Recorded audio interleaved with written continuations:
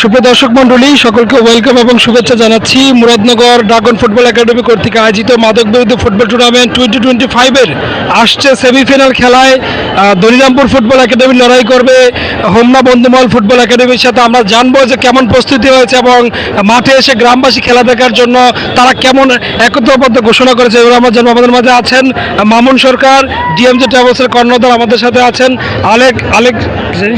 আলেক সরকার ভাই, এবং আমাদের মাঝে আছেন মোর্শেদ ভাই এবং এনামুল হক ভাই। মোর্শেদ ভাই, আমরা আপনার কাছে চলে যাচ্ছি। আজকে আপনাদের যেই রবিবারের যে সেমিফাইনাল খেলা, আপনাদের প্রতিপক্ষ পার্শ্ববর্তী উপজেলা হোমনা, খুবই শক্তিশালী দল।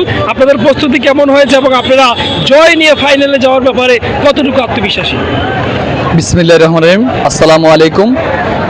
সর্বপ্রথম আমি এমএ মিডিয়ার কর্ণধার মহরম ভাইকে আমার আন্তরিক শুভেচ্ছা এবং অভিনন্দন। বিশেষ করে যারা আমাদেরকে এই ধনিরামপুর ফুটবল একাদশকে যারা সাপোর্ট করে যাচ্ছেন তাদের কাছে আমি চিরকৃতজ্ঞ।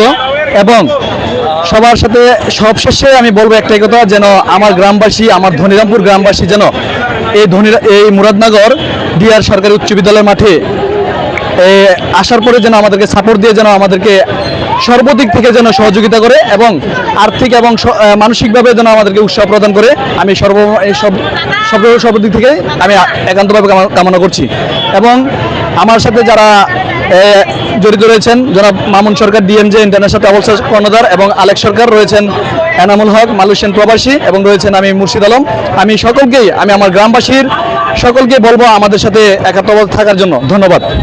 দর্শকদের গ্রামবাসীকে মাঠে এসে খেলা দেখার জন্য একটু আহ্বান জানাবেন।